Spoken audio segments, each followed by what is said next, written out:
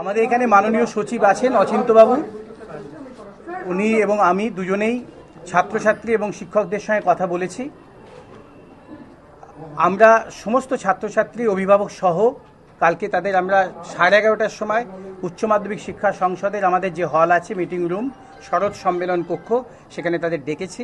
সেখানে তাদের আমরা আজকে সমস্ত খাতা যারা অ্যালাউড হয়েছে এবং যারা অ্যালাউড হয়নি প্রত্যেকের জন্য প্রত্যেকের খাতা এবং ট্যাবুলেশন সিট আমরা সিল করে নিয়ে যাচ্ছি।